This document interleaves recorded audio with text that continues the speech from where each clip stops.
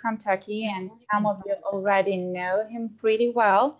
And we are going to talk about the very important topic, which is actually like war and aggression and the survival. Будемо робити запис нашого вебінару і пряму трансляцію на Facebook. We are going to record this webinar and to do live translation to Facebook. З перекладом сьогодні нам буде допомагати Ірина. And Irina is going to help us with translation today. І хочу вам представити сьогоднішнього нашого ведучого Жанера Бінголя, який має великий досвід якраз в зоні бойових дій. So I would like to present our today's trainer. It's Kenner Bengal, and he has a huge experience in working in the zones where military actions take place. Перед тим, як передати Дженеру слово, хочу проанонсувати, що Дженер ще погодився провести на наступному тижні вебінар по роботі з жінками, які пережили зґвалтування. And before giving the word to Jenner, I would like to mention that next week, Jenner also agreed to provide the lecture on the topic, how to work with the women who survived sexual violence. Так що ми завчасно вас запрошуємо, хто працює в цій темі. So we invite all of you who are working in that sphere. І Дженер, він як дуже співпереживає нам, він дуже включений в те, що тут відбувається.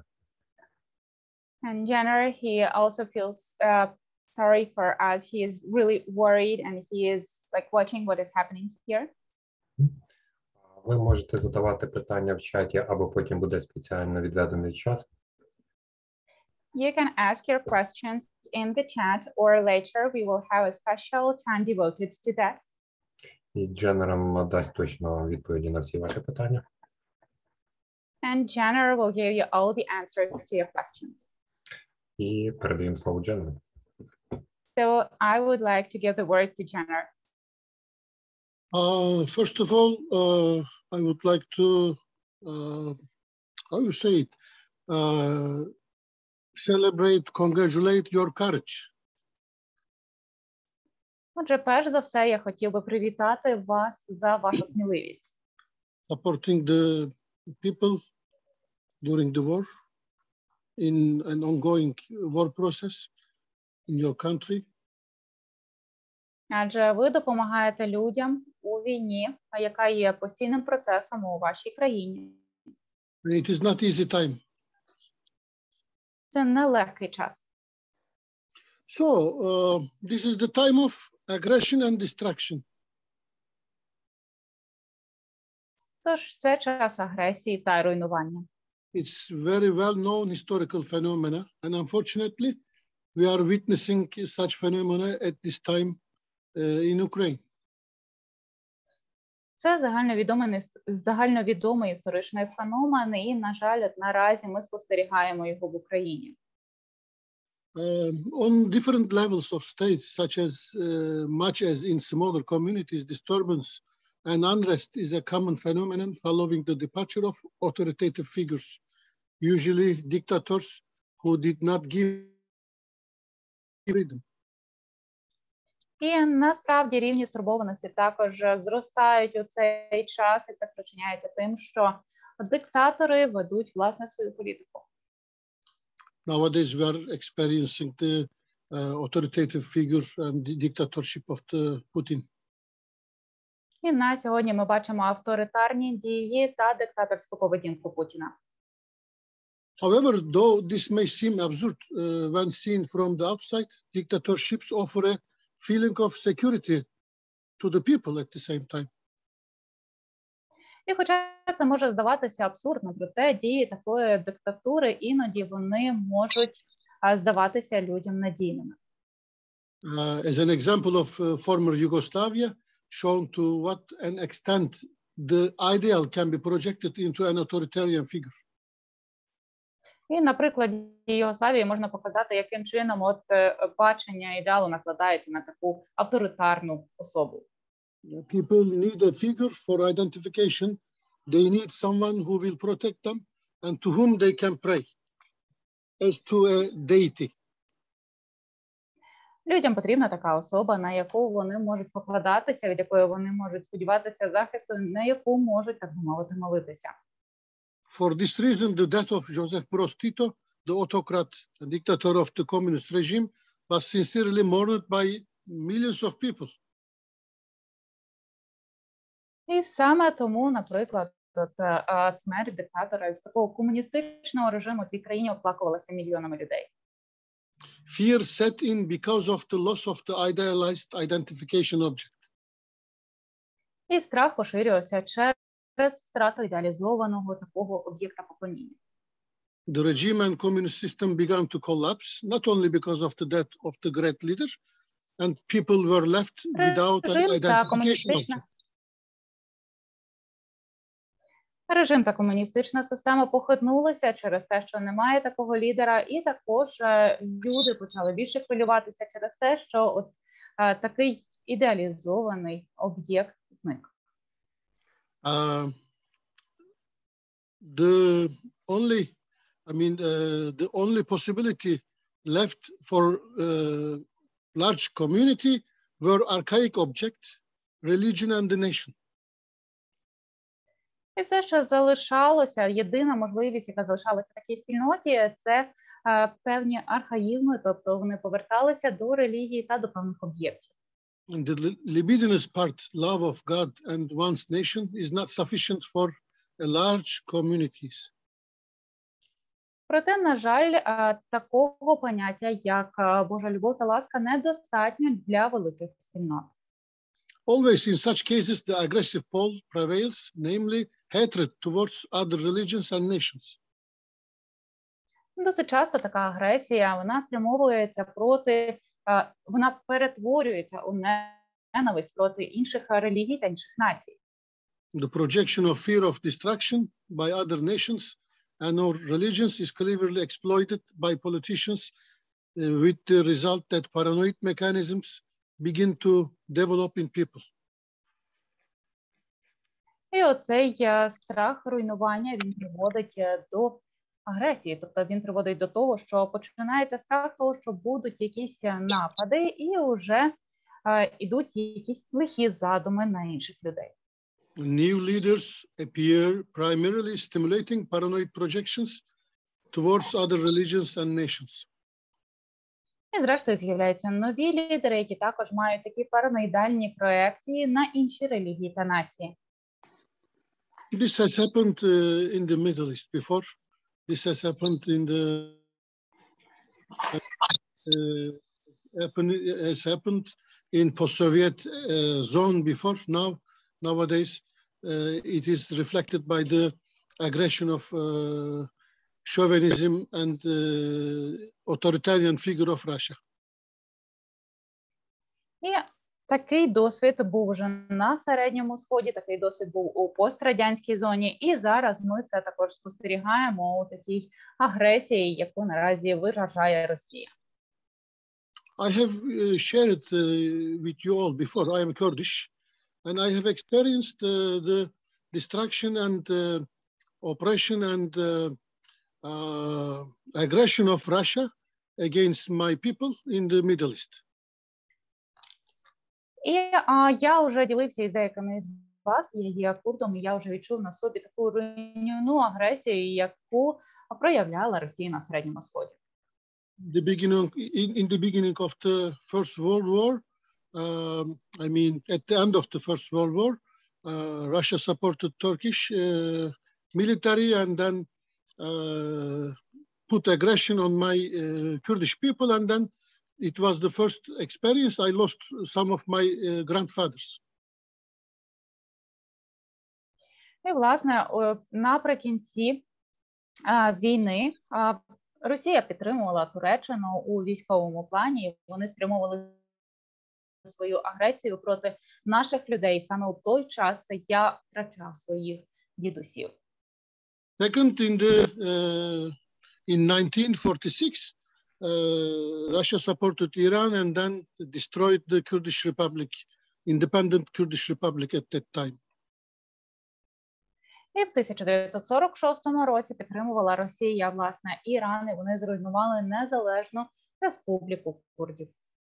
Nearly more than 100,000 of Kurdish people exterminated, killed. І практично 100 тисяч курдів, вони були цілеспрямовано вбиті. And nowadays in Syria, it's happening. More than 3 millions of Kurds forced to be refugee, and more than 100,000 of the people exterminated and killed by the regime, Syrian regime, and supported by Russia. І наразі, хочеться сказати, що у Сирії уже близько 3 мільйонів біженців є, і більше 100 тисяч вбито сирійським режимом саме курдів. We lost our country 100 years ago. Свою країну ми втратили сотню років тому. And conflicts involving ethnic tensions are fueled by emotions such as anger, hatred, distrust, and betrayal. І такі етнічні проблеми, вони супроводжуються такими відчуттями, як ненависть, недовіра та гнів. And these emotions do not create the conflict, but they contribute to its perpetuation and are serious obstacles to peace and reconciliation. І ці емоції, вони самі по собі не створюють конфлікту, проте вони сприяють цій ескалації відносин, і вони сприяють тому, що цей конфлікт довго не припиняється. During the acute stages of conflict and during the acute stages of the war trauma, I mean psychosocial and psychosomatic interventions as a framework for emotional and social survival is very important. І саме тому відбувається травматизація, і дуже важливо розуміти, власне, яка є психосоціальна складова, психосоматична складова для того, щоб, власне, мати змогу певним чином зарадити із такими емоціями і допомогти із ними людям. It gives us opportunity to decrease the effect of the PTSD, as you all know, acute stress disease and other disorders. І це дає нам можливість знизити прояви ПТСР та інших пов'язаних розладів. And with the beginning of the pandemic, it triggered all the past traumas and ongoing traumas, and it also polarized all the regions who are under risk. І, наприклад, з початку пандемії ми могли спостерігати, що є минулі травми, є травми, які відбуваються наразі, і люди, вони у такому ризику. We shift from one neurotic position to another psychotic position. And nowadays, we are touching to the psychotic position of human being and communities. І, власне, ми переходимо в такому виді стану, власне, із невротичного у психотичний стан, і наразі люди та спільноти знаходяться саме в психотичному стані. And working with emotions and social relationships and psychosomatic, it puts an effort to stop the conflict and facilitate peace and reconciliation for the future time. І, власне, робота над емоціями, соціальними стосунками та психосоматикою, вони роблять свій внесок для того, щоб зупинити цей конфлікт і принести мир у життя людей. And there are recognized some types of factors causing psychosocial. Important one is physical injury and disability of the individual or of members of the family. Second, bereavement in the family. Psychological and or physical torture of the individual, of the members of the family, breakup and displacement of the family. You can translate. І, власне, наступні типи або фактори впливають дуже сильно на відношення людей, тобто це і фізичне поранення членів сім'ї, а також це ті, хто пройшли, якщо у сім'ї є члени сім'ї, які проходили через катування, саме через фізичне насилля, і також якщо були якісь розриви сімей. And material losses, house and other possessions, salary, pensions, insurance, schemes, etc. І також матеріальні втрати, мається на увазі втрати зарплатні, втрати домівок і так далі. Overcrowding, boredom and apathy, poverty and ill health. Також до цього сприяють апатія, надмірне населення і певним чином також надмірне психічне навантаження.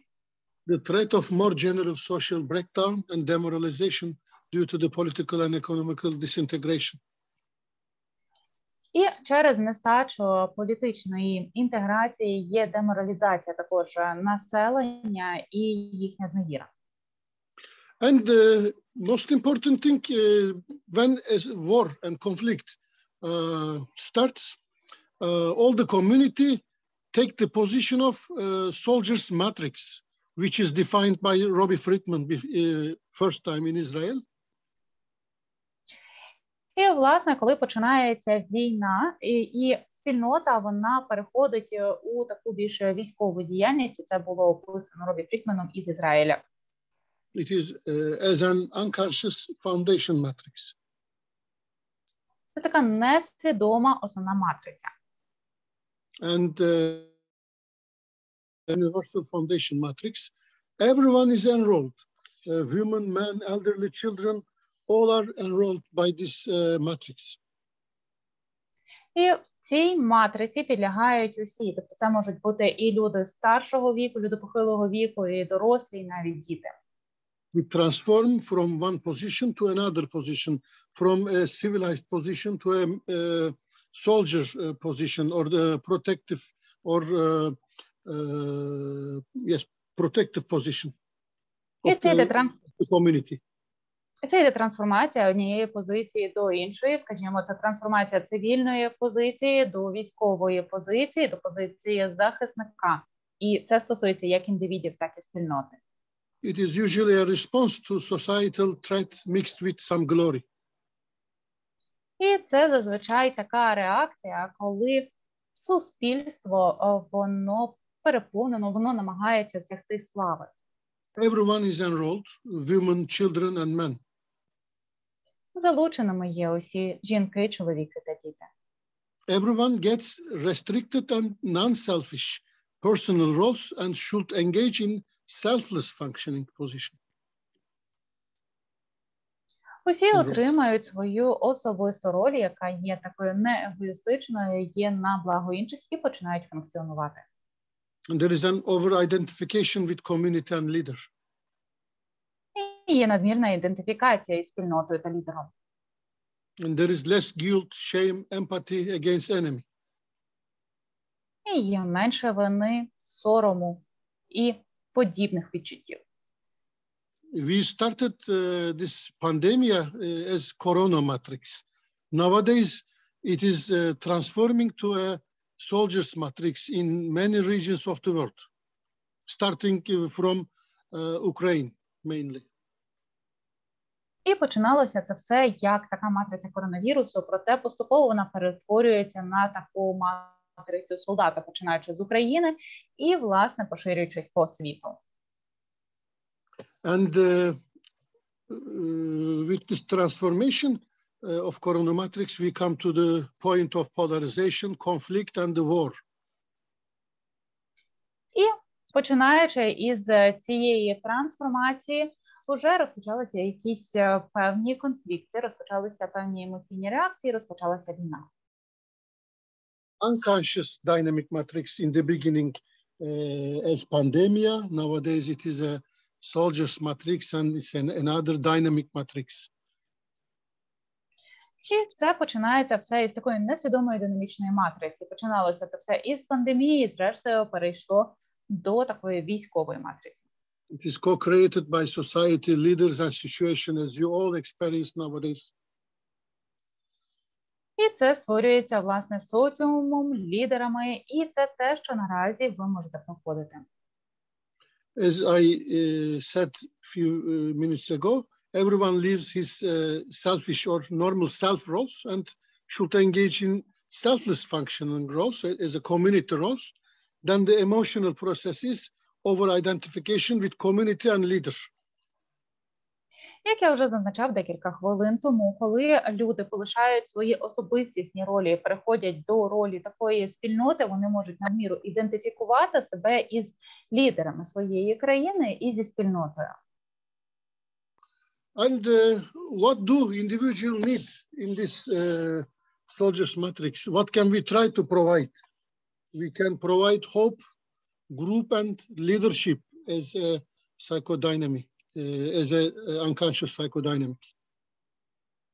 І в якості такої несвідомої психодинаміки, що ж ми можемо запропонувати, що потрібно індивідам у такій матриці, що ми можемо їм запропонувати, а можемо ми їм запропонувати надію, групу та лідерство. We are coming to the somatic experience step by step. I am just trying to introduce the topic slowly. І я намагаюся зараз повільно підходити до такої презентації теми. Зараз ми вже будемо переходити до самої, власне, психосоматики. Because it touches like an octopus to many important levels. І ця тема, вона, власне, на багатьох рівнях дуже пов'язана.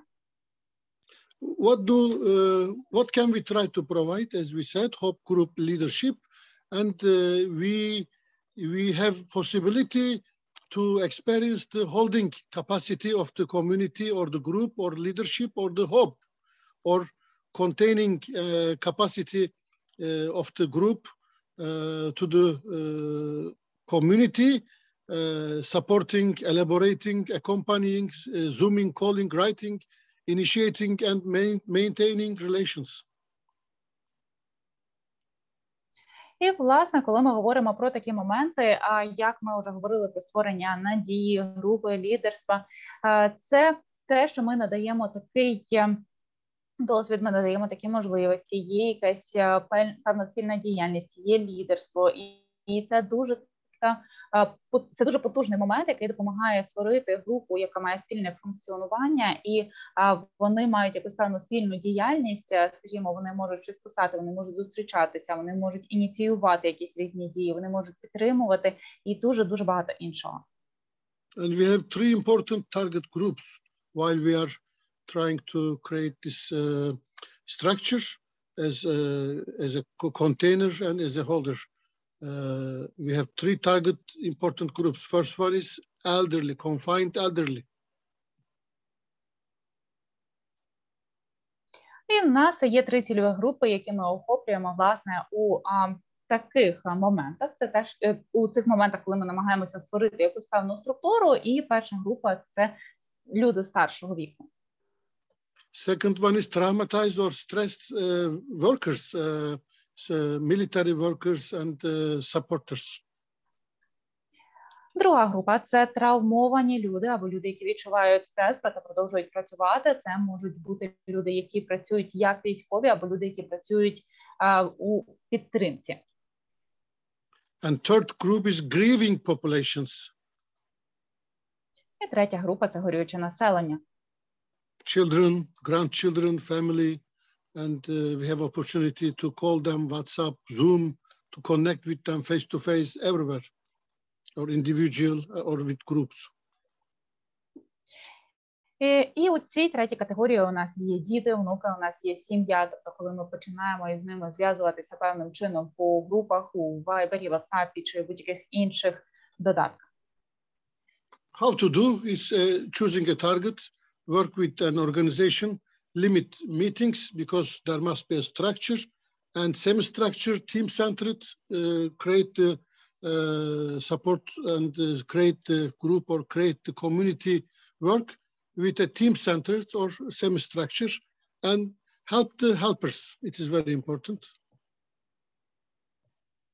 І якою є, власне, кінцева мета, або якою є ціль, це розробити таку організацію, розробити певну структуру і структуру зустрічей, у тому числі для того, щоб вони не були хаотичними, і підтримувати створення такої спільної роботи. І дуже таким ключовим у цьому всьому є допомагати тим, хто допомагає. And when we come to the topic of war and destruction, there is a rebuilding societies. І коли ми говоримо про тему війни та руйнування, є відбудова спільноти тут. Because psychosomatic touches the topic of rebuilding. І психосоматика, власне, торкається теми відбудови. And rebuilding society implies the restoration of the people in social, psychological and spiritual ways. І коли ми говоримо про відновлення або відбудову спільноти, ми говоримо про соціальні, психологічні та емоційні складові. If these forces are not a part of the rebuilding of society at the end of war and in the post-war context, we just put the lid on a boiling cauldron that will eventually blow off because the pain, anger, and fear of war were never dealt with. І насправді це є надзвичайно важливими складовими, які мають бути завжди враховані саме у процесі такого відновлення спільноти, тому що це також є важливим і у повоєнному контексті, тому що насправді, якщо не звертатися до того болю, до тієї злості, яка залишається у людях, вона буде закипати, і зрештою просто, так би мовити, буде оцей величезний вибух. Trauma healing is closely related to peace-building efforts. Both are ultimately about developing or restoring healthy human relationships. І коли ми говоримо про зцілення травми, знаємо, що воно є ключовим для мирних відносин і також для здорових стосунків. Trauma healing implies the decrease of loneliness, mood improvement, a sense of inner peace, a decrease in isolation, anger and bitterness, and a decrease in feelings of animosity and hatred toward others. І коли ми говоримо саме про таку роботу із людьми, це допомагає, власне, знизити їхнє відчуття внутрішньої самотності, це допомагає підвищити їхній внутрішній спокій і також знизити відчуття злості, агресії та гіркоти, яка може мати місце. This can only take place in the context of relationships. Healing cannot occur in isolation because it is necessary to heal the psychological faculties that were damaged by trauma, and this healing can only occur in connection with other people. І це не може відбуватися, власне, у відокремленому стані, це не може відбуватися в ізоляції, це все відбувається у контексті стосунків. Тобто зцілення нашої психіки, воно відбувається саме під час взаємодії з іншими. Healing societal trauma involves the development of support groups that employ a facilitated process to heal individuals in the context of a group. І з метою зцілення травми створюються групи підтримки, там, де індивіди вони можуть впоратися із своїми проблемами через посередництво таких груп підтримки. When we are talking with relationships, we are not talking about the enemy. We are talking about the enemy inside of us. We are talking about relationship with each other in our own community. І коли ми говоримо про стосунки, ми не говоримо про стосунки із ворогом. Єдиний ворог, про якого ми можемо говорити, це ворог, який у нас всередині, наш такий внутрішній ворог, і ми намагаємося відбудувати стосунки всередині своєї спільноти. Judith Herman discusses 3 stages through which patients move as they heal from a traumatic experience. These stages are safety, acknowledgement, and reconnection. І Джуді Хорман, вона визначає 3 стадії відновлення, власне, від травматизації. Це безпека, усвідомлення та відбудова зв'язків. Herman states that while it is not necessary or even expected that patients will move from one stage to another in a linear fashion, healing from trauma is predicated upon the patient's psychological state moving in 3 respects. І хоча Хорман каже, що це не обов'язково відбувається у лінійному порядку від однієї стадії до іншого, проте вона зазначає, що це є обов'язковими стадіями зцілення саме в плані психічних станів. From a feeling of unpredictable danger to one of reliable safety and security, from a sense of dissociated trauma to acknowledged memory, and from feeling isolated and stigmatized to restoring meaningful social connections. І ми починаємо від того, що людина переходить від відчуття того, що має бути якась непередбачувана небезпека, до почуття того, що вона знаходиться у безпеці, від такої дисоціації в плані травми до того, що ці травматичні моменти, вони вже стають спогадами і розпізнаються як спогади, і також переходить від ізоляції та відокремлення, власне, до відновлення стосунків та зв'язків. What causes societal trauma, community trauma, collective trauma, a part of collective trauma, natural disasters, man-made disasters, symbolic losses, social revolutions, violent conflict and war. І коли ми говоримо про травму, яка може бути як індивідуальною, так і колективною травмою, у цьому випадку це можуть бути як природні лиха, стихійні лиха, це можуть бути певні озброєні конфлікти, це можуть бути революції, і це може бути війна, звісно ж. And societal trauma can cause change on 3 different levels: individual, current society, and future society via transgenerational transmission. І травма, така суспільна травма, вона може відбуватися на 3 рівнях. Перший рівень – це індивідуальний, далі рівень спільноти у теперішньому та рівень спільноти у майбутньому. Мається на увазі те, що це передається наступним поколінням у вигляді трансгенераційної травми. And psychosocial regeneration is possible if society can regain basic trust, undergo a psychosocial trauma healing process together.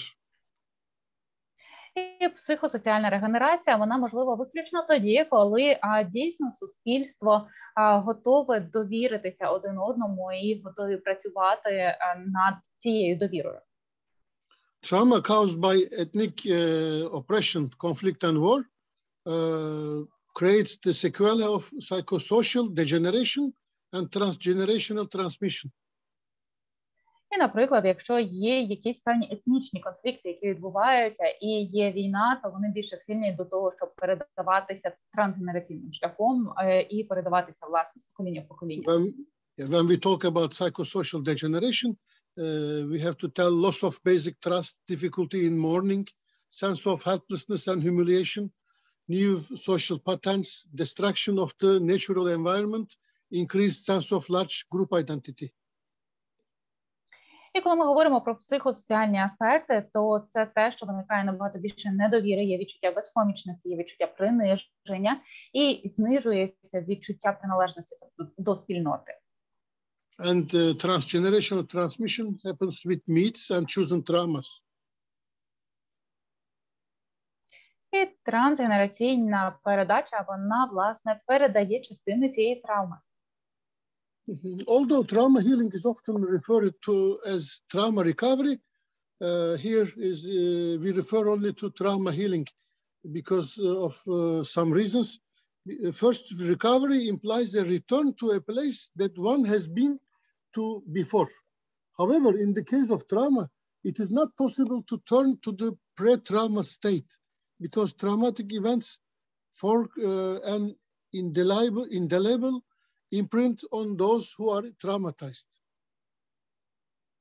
І тут ми говоримо більше про зцілення травми, ми не говоримо про відновлення. Чому? Тому що відновлення, перш за все, воно передбачає, що повернеться те, що було раніше, а тут після таких травматичних станів це просто неможливо повернутися до того, що було раніше і до того ж самого стану, який був до цього.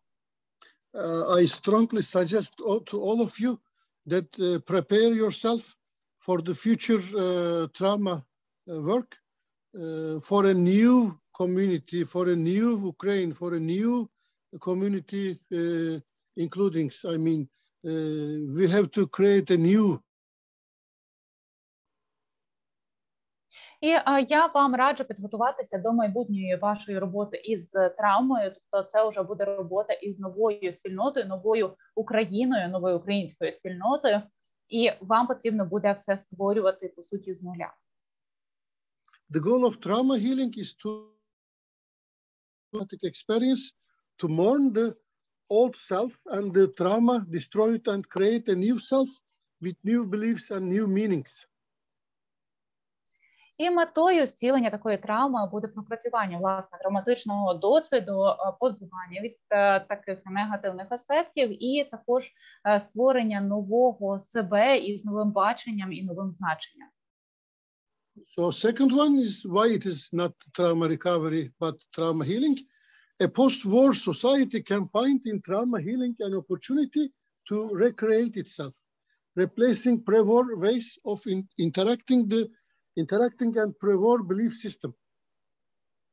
І чому, другий пункт, чому, власне, ми говоримо, що це зцілення від травми, а не відновлення, тому що у повоєнних, власне, після війни ми намагаємося знайти можливості відновити максимально те, що було, проте, знову ж таки, ми не можемо відновити це повністю, частково нам потрібно це створювати.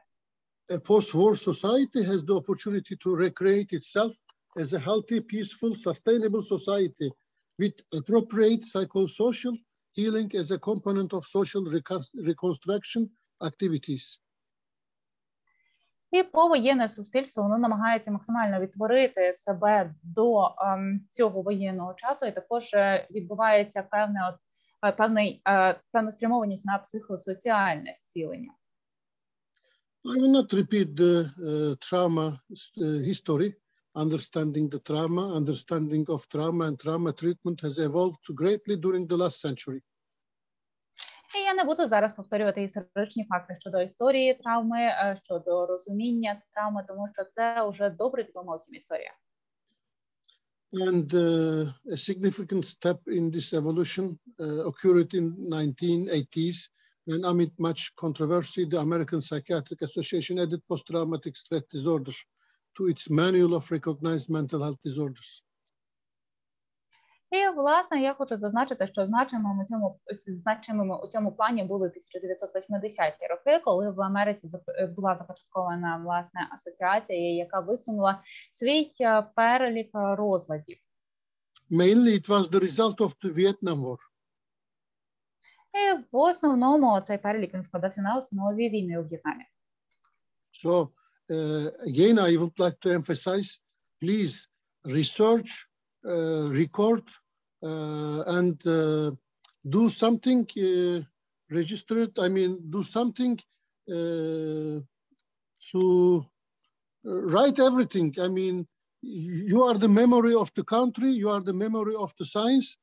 You have to do some trauma work. You are doing trauma work practical, but you need also to create some scientific works to emphasize your own experience, Ukrainian experience. It is very important. І я хочу ще раз наголосити, що ви наразі досліджували, записували, реєстрували усе, з чим ви зустрічаєтеся, тому що дуже важливо, коли це все є записано, адже це все є спогадами вашої країни, кожна ця частинка. І все це буде вам допомагати пізніше працювати із травмою. Також потрібно створити науковий підхід щодо цього, і вам потрібно робити наголос саме на українському, на тому, що відбувалося тут. And during the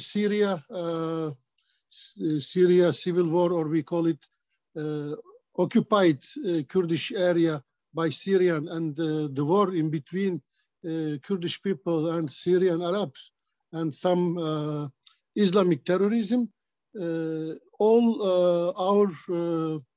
our members of psychiatry and psychology recorded every experience, and then we created articles in the Western magazines of psychiatry and psychology, especially the genocide of our Kurdish Yazidi group who are genocided by the Islamic terrorist ISIS. І насправді, під час того, як відбувалася цивільна війна у Сирії, або як ми це називаємо, окупація курдської території, власне, ісламськими терористами, то власне, психіатри, психологи, психотерапевти, вони записували усе, що відбувається, вони записували цей досвід. Після того публікували ці статті у західних журналах, саме з психіатрії та психології, власне, щодо таких станів, які були, і вони також писали про геноцид групи курдів, який був здійснений ісламськими терористами. It takes more than 10 years, a huge struggle, and then nowadays it has been accepted by United Nations as a genocide. І насправді все це тривало більше 10 років, і наразі вже Організація Об'єднаних Націй дійсно визнала це геноцидом. We are following the Islamic Arab terrorism in the European countries, and we are trying to punish them with the court of European countries, with the power of this kind of articles and scientific researches that published by our community, psychiatry and psychology community. І насправді, ми намагалися певним чином уже покарати цих ісламських арабських терористів. Через суд європейських країн ми намагалися публікувати різні дослідження, різні статті у наукових журналах саме із психіатрії та із психології для того, щоб, власне, довести, що це дійсно був геноцид. It is very important for healing of the community. І це є надзвичайно важливим для зцілення спільноти. Because we need justice. Адже нам потрібна справедливість. With the justice, we can scream our feeling of revenge. І зі справедливістю ми можемо відчути оце відчуття, що ми, так би мовити, помстились. In the name of all victims tortured and genocided by terrorism. Це така відплата за усі жертви, за усіх людей, які зазнали тортур або які стали жертвами такого тероризму. And by invaders. І також зазнали цього з боку загарбників. So we can talk about elements of the psychosocial healing. We are coming step by step to our topic, psychosomatic and somatic experience, let's say. І ми можемо поговорити із вами зараз про елементи психосоціального зцілення. Ми поступово, крок за кроком, доходимо до питань психосоматики і соматики. First one is elements of the psychosocial healing. First one is human security. It is an evolving concept for organizing humanitarian endeavors. It places the welfare of people at the core of all policies. And it is community-oriented and seeks to prevent harm. І першим пунктом тут буде у нас, коли ми говоримо саме про психосоціальне зцілення, це буде безпека людини, тобто йде організація певної гуманітарної поведінки, коли йде націленість на спільноту і йде націленість на те, щоб уникнути потенційної навіть шкоди. We always talk about this, I mean, safe place, safe place, safe place. The most important thing is for healing and recovery is the safe place. And human security, it means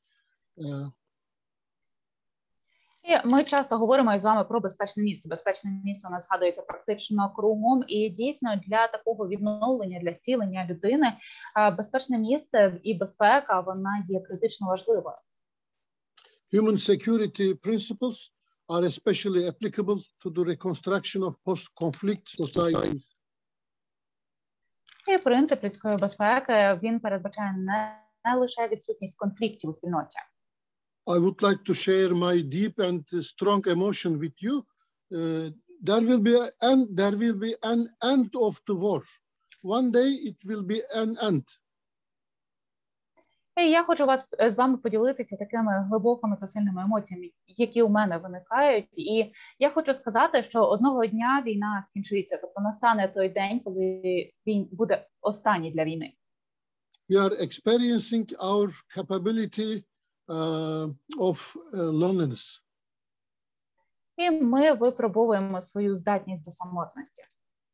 And this is very important, and this capability of loneliness is spoken by Winnicott. І надзвичайно важливо, щоб це відчуття самотності, щоб це схильність до самотності, щоб вона потім розкривалась. It is the transformation time for each of us. Це буде такий час трансформації для всіх нас. It will not be easy, but it is a transformation, as we said before. We will change at the end of this process. Everybody will change. Це буде непросто, як ми вже зазначали, але знову ж таки це процес трансформації, і через цей процес пройдуть усі і зміняться також усі.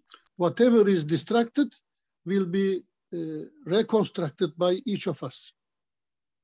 Щоб не було зруйновано, воно буде відновлено кожним із нас. Social reconstruction is a strand of humanitarian activity that complements physical reconstruction and political reconstruction.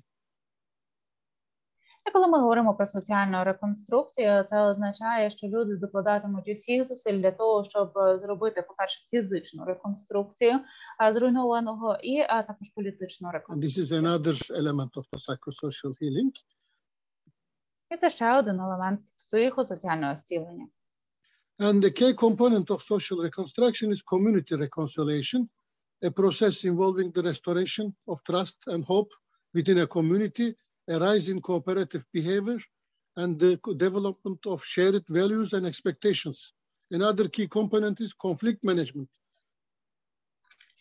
І, власне, от коли ми говоримо про відновлення спільноти, то йдеться про відновлення також довіри, відновлення надії, про якусь певну спільну цілеспрямовану поведінку на відновлення якихось конкретних цінностей або конкретних моментів. I will not continue about conflict management. I am sure many presenters, lecturers has talked about it. Another element of psychosocial healing is integrated action, is a strategy for spreading and strengthening conflict management, particularly within societies undergoing transition. І я не буду багато розповідати, власне, про роботу з конфліктами, тому що я переконаний, що багато із тих тренерів, які будуть тут до мене, вони вже розповідали про ці моменти. Я хочу сказати, що далі також будуть необхідними такі дії із, власне, інтеграції цього менеджменту конфліктів у повсякденність. The first circle encompasses the providers of a humanitarian action. The second circle encompasses people directly reached by the humanitarian action. And the third circle encompasses the surrounding community. Other wider circles will be reached by replication of this process in other locations. І я хочу зазначити, що є таке от коло, яке складається із того, що є от у нас якісь певні гуманітарні дії, які в першу чергу йдуть спрямованими, от наступними йдуть у нас люди, тобто ці дії, вони спрямовані в першу чергу на людей, потім від людей. Ці дії переходять до, власне, спільноти, і таким чином ми можемо потурбуватися, так би мовити, по зростаючій шкалі. When we come to the glossary of stress and trauma, we have to talk about stress, stressor, consequences of a stress, a traumatic event, traumatic stress, post-traumatic stress reactions, post-traumatic stress disorder, symptoms of post-traumatic stress, categories of post-traumatic stress symptoms also. І коли ми говоримо далі про наші дії, ми приходимо до, власне, роботи із стресом та травмою. І перш за все ми починаємо дізнаватися про те, якими були стресори, якими були наслідки впливу таких стресорів. Ми дивимося, яким є стресові, наприклад, симптоми стресу у людини. Потім ми дивимося, які є симптоми опісля того, як людина зазнала цього стресу. Ми дивимося, які є, наприклад, от постстресові симптоми, постстресові розлади. І ми дивимося також на реакції, які є у людини. I will not talk about symptoms of traumatic stress, acute traumatic stress, post-traumatic stress disorder, because you all know this and you have, I think, worked hard about these topics nowadays. Or depression because of the trauma, especially depression is the mostly experienced after acute stress disorders, second category, or sometimes the first category. And it is ignored by diagnosis of all psychologists. It is important to catch and then aware of this too. The most important thing is, as I repeat, safe place and safety. The safe space is more important than any particular type of psychological intervention or therapy. І насправді, коли ми говоримо про всі ці моменти, я не буду детально зупинятися, власне, на особливостях, на таких стресових, постресових реакціях. І також не буду зупинятися на депресії, яка виникає іноді через травму, тому що всі ви, власне, є спеціалістами, всі ви надаєте свою допомогу у цій галузі. І що стосується, наприклад, депресії, яка виникає через травму, вона є досить поширеною, особливо коли є гострий стресовий розлад, наприклад, другої категорії або іноді навіть першої категорії. І, власне, досить часто чомусь це ігнорується психологічною спільнотою, потрібно уникати такого ігнорування. І хочу ще раз наголосити, що безпечне місце і безпека людини іноді це допомагає навіть більше, ніж терапія. Safety also refers to a feeling of safety within a group. This means that all group members will be treated with respect, that their confidences will be respected, and that no one will engage in verbal or physical abuse. It also means that participants do not feel pressure to discuss matters beyond their personal comfort zone. І також, коли ми говоримо про людську безпеку, людина також може відчувати себе у безпеці у групі. Тут дуже важливо правильним чином організувати роботу, тобто, щоб усі відносилися із повагою один до одного, щоб забезпечувалася конфіденційність кожної людини у групі, уникати, знову ж таки, взагалі виключити можливості словесного або фізичного насилля тощо. And having the facilitator start each meeting by getting agreement among the group members on some simple ground rules can be very helpful in fostering a safe atmosphere or mutual respect. І, наприклад, коли у нас є така група, то на початку дуже помічним буде, якщо фасилітатор, або якщо ведучий цієї групи буде починати кожну зустріч із такої невеликої угоди щодо правил поведінки у цій групі, правил взаємоповаги та взаємовічливого відношення один до одного. When we talk about safe place, we also has to emphasize the self-care, and it includes psychological part, emotional part, spiritual part, personal part, professional part, and physical part. І далі, на додачу до безпечного місця, важливо згадати турботу про себе, яка складається також із великої кількості компонентів, тобто це як психологічна частина, фізична частина, духовна частина, професійна та фізична частини. Yes, let's come to the topic of psychosomatic. As you all understood, it is very important to create this structure. We have to come to the body. І далі ми приходимо вже до питання психосоматики. Як ви зрозуміли, вже надзвичайно важливо створити таку структуру для зв'язку з тілом. And to the soul. І також зв'язок із душею. And the problem of a distinction between mind and body, or the soul and body, and of their mutual relationship begins and gains importance at certain point in Western culture. І насправді от встановлення певної відмінності між розумовими тілесними моментами або, наприклад, між духовними тілесними моментами, воно досить широко розповсюджені ці обговорення. And distinction was less marked in Eastern cultures and would make little sense for a medicine man working in the Native American traditional or for a shaman in Nepal. І насправді от у східній культурі це буде визначатися по одному, це буде відмінюватися, наприклад, від національних американських загальноприйнятих там стандартів або, скажімо, від того, який підхід у шаманів у Непалі.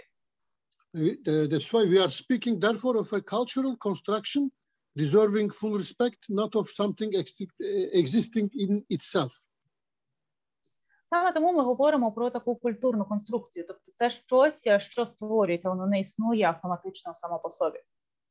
The dualism, body and mind, or body and soul, or psychosomatic at the end of this story, are two different substances in Plato and Descartes. І, власне, цей дуалізм, який ми зустрічаємо, тобто тіло і дух, або тіло і розум, це те, що ми і розглядаємо, власне, у психосоматиці, тобто певне їхнє поєднання або комбінація. In this sense, dualism underlies the folk model of psychosomatics. There is something in the mind that exerts an influence on the body. Саме тому ми використовуємо таку модель дуалізму у психосоматиці. Ми використовуємо цей взаємозв'язок, тобто щось є, наприклад, у нашому розумі, таке, що впливає на наше тіло. The background idea is the existence of mental phenomena having nothing to do with physical phenomena and therefore taking place in a separate sphere. Основна ідея полягає у тому, що є якийсь певний ментальний феномен, який жодним чином не пов'язаний із фізичними феноменами, тобто вони є як окрема сфера. As you see, this is the history of the body and the soul. And then after this dualism, monism, somatic reductionism comes. There is nothing but the body, it says. І, власне, це ми бачимо такі підхід, який стосується дуалізму, тобто тіло і дух у нас, або тіло і розум. І на противагу цьому є у нас такий напрямок, такий мононапрямок, там, де говориться про те, що соматика – це виключно щось від тіла. They reached their apex in late 19th century positivism. Також у 19 сторіччі було розроблено позитивістський підхід. Mind and body are brought back to unity. І знову ж таки вони об'єднують розум та тіло. And we call it as positivist monism. Is in fact a reduction of mental processes to bodily functioning. І ми називаємо це таким позитивістським монізмом, тому що вони зводять якісь певні функції розумові до тілесних. Positivism relies mainly on empiric, sensorially perceivable data and on the importance assigned to loves and recurrences holding for the whole of mankind. І йдеться більше про сприйняття сенсорних, про сприйняття даних через органи чуттів і також про їх трансформацію людством. Later on, due to this emotional impact of the new discoveries, we come to the topic of onset of psychoanalysis and psychosomatics. Пізніше під таким емоційним впливом або під впливом також досліджень ми підійшли до такого поняття, як психосоматика вже. Psychoanalysis and later what we still rather awkwardly call psychosomatics was a reaction to all this, an effort to restore the importance of emotional, relational and social factors in determining health and pathology in the human being. І насправді і з точки зору психоаналізу, психосоматика – це така реакція, яка має місце, власне, через комплекс факторів, які проявляються, власне, у відносинах, у взаємозв'язках, у соціальних зв'язках і також індивідуально. Freud, however, avoided dealing with organic lesions psychoanalytically, fearing to be confused with pre-scientific healers. Somatic pathologies were initially addressed by psychoanalysts who were somehow eccentric or by clinicians who were not part of psychoanalytic association, like George Grodek, Franz Alexander. І, наприклад, органічний шар, Фройд до нього не залучався, тому що він такі соматичні патології відкладав у бік, і ними займалися, власне, інші спеціалісти, які більше, власне, мали у цьому досвіду, які більше на цьому зосереджувалися саме з психоаналітичної точки зору. And in 1920, in between 1920 and 50, a theory beginning from the word psychosomatic, it is suggested that something happening in the mind and soul has effects on the body, thus implicitly reverting to dualism. І, власне, от у 1920-1950-х роках було розроблено теорію, яка вже напряму певним чином пов'язана із психосоматикою, те, що дух або розум певним чином має вплив на тіло, на відміну, тобто це взагалі на противагу від того дуалізму, де говорилося, що через тіло іде якийсь вплив на духовну сферу. Later on, relationship come to beginning with the 1940s, it progressively stated that mental functioning cannot be traced back only to an isolated individual, but develops and therefore may be examined and only inside a relationship. І далі у 1940-х роках було розроблено такий підхід, що, власне, ментальні функції, вони не можуть розвиватися у зворотньому напрямку, тобто вони не можуть повернутися, так би мовити, назад, хіба що індивід абсолютно є відокремленим від інших, але навпаки, оці функції, вони розвиваються і знаходять свій розвиток у стосунках. And there is no such thing as an infant, wrote Winnicott in 1940.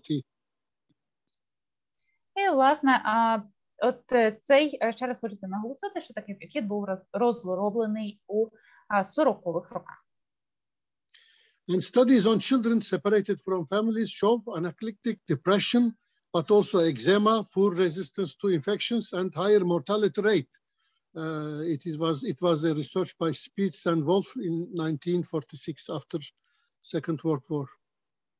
І у 1946 році, власне, після Другої світової війни, дійшли висновку, що, власне, діти, які були відділені від своїх сімей, тобто які залишилися, можливо, без своїх сімей, вони страждали депресією, і на додаток до цього досить часто і досить поширеною у них була, власне, екзема, вони були недостатньо стійкими до зовнішніх інфекцій. Because of the Second World War, babies separated from mothers show either immediately or in later adult life disorders on both behavioral and somatic levels. І після Другої світової побачили, що діти, які залишилися без матері, які були відокремлені від своєї матері, вони зрештою пізніше у своєму житті показували не тільки поведінкові, але й соматичні розлади. It seems as if, it seems as depression, gastric ulcers, higher incidence of infectious diseases, higher susceptibility as adults to stress-induced gastric lesions. І, власне, зрештою, це приводило до того, що вони були більше схильні, більше підтверджені такої депресії, власне, і також вони більше хворіли на інфекційні хвороби, в них був слабший супротив організму саме таким хворобам, і також досить часто у них спостерігався гастрит. Persons recently separated from spouses showed an immune situation that was worse on average than in non-separated individuals. І також ті, хто були відділені, наприклад, від своїх подружжя, від свого чоловіка або дружини, також вони показували набагато гірші показники, ніж ті, які відокремленими не були. And later on, in this new relational perspective, later on, articulated monism, we call it functional dualism, body and mind or soul as differentiated aspect of the same entity, like Janus, two-faced deity. І, власне, потім уже було розроблено таку систему, яка розглядала усе з точки зору стосунків. Говорилося про те, що от називалося це функціональним дуалізмом, і йшлося про те, що, наприклад, дух або розум і тіло, вони, знову ж таки, такими двома обличчями однієї монети, так би мовити, двома сторонами однієї монети. Body and mind don't exist. It says there is no such thing as body, there is no such thing as mind. І йшлося про те, що тіло та дух по окремості існувати не можуть. Тобто немає окремо такого, як тіло, немає окремо такого, як дух. And at the end, non-reductionist monism joined with epistemological dualism, and we come to the word of psychosomatic. І, власне, після того цей такий функціональний дуалізм, він був співставлений із епістемологічним дуалізмом і вже приводить нас до психосоматики. If body and mind are one and identical thing, we need to attribute to what we observe as body the same qualities we are used to attributing to the mind. We need, therefore, to envisage a body that thinks, feels, responds, suffers, enjoys, shows relational movements to the point of hypothesizing a bodily transference and bodily countertransference. І, зрештою, говорилося про те, що тіло і розум окремо розглядати не можна, вони залежать одне від одного. І, наприклад, от ті якості, які проявляє розум, ті ж самі якості відображаються також і у тілі, скажімо, якщо відчувалися якісь страждання. І, знову ж таки, усе це відчувається у стосунках, тож вже почали говорити про перенесення та контрперенесення саме тілесні. So we can thus redefine the body-mind relationship as the relationship between systems, provided that each system is considered to entail both a bodily and a mental aspect, so avoiding dualism. This is the point where we find the usefulness of Wilma Wuch's multiple code theory. I will not talk about that. І, власне, наразі вже ми говоримо про те, що тіло і дух, тіло і розум, вони знаходяться у таких стосунках, і це стосунки двох, власне, систем. І кожна із них є окремою системою. І тіло, наприклад, і ментальна частина, вони взаємодіють, їх не можна розглядати окремо одна від одної, і водночас уникається підходу дуалізму. But take a note that multiple code theory is very important for psychosomatic, and it describes a non-symbolic system and two symbolic systems, one non-verbal and one verbal system. І, власне, усі ці теорії, вони є надзвичайно важливими, вони багато що привносили одна у одну, і дуже важливо їх розуміти для того, щоб розуміти, власне, поняття психосоматики. І ми говоримо, що є у нас дві такі символічні системи, одна є вербальна, інша невербальна.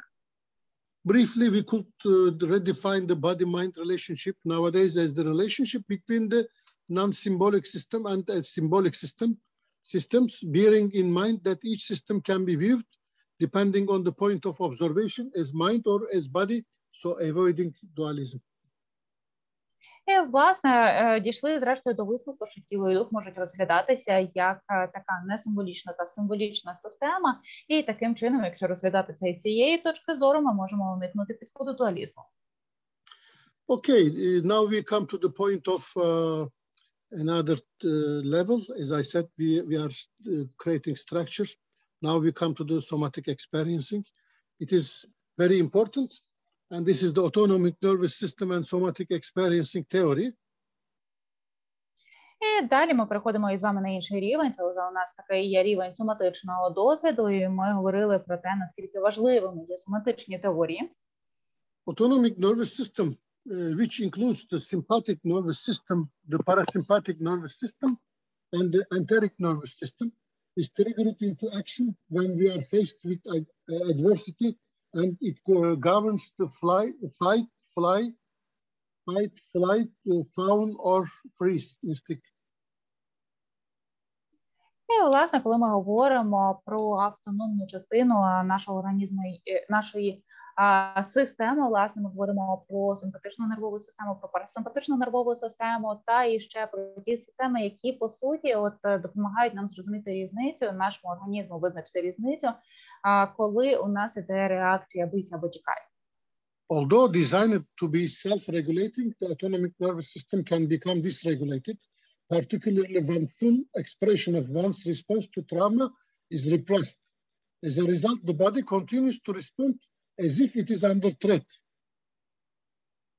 І хоча така автономна система, вона була призначена для того, щоб здійснювати саморегуляцію у критичний момент, досить часто вона може дисрегулювати. Мається на увазі, що тіло людини, воно вже знаходиться у безпеці, а людина продовжує реагувати таким чином, наче вона досі знаходиться під дією цих стресорів. Somatic experiencing contends that negative symptoms of trauma, such as anxiety, hypervigilance, aggression, and shame, result from denying the body the opportunity to fully process the traumatic event. І, власне, коли ми спостерігаємо такі негативні симптоми травми, потрібно звернутися до усіх можливих аспектів для того, щоб уможливити, власне, зниження таких симптомів у людини. And there is a schema of that I said you before: sensation, affect, meaning, behavior, and image. This is the 5 important pendulating of somatic experience. І у нас є 5 важливих елементів соматичного досвіду, де ми говоримо, що це є і відчуття, вплив, і досвід, і також ще зображення.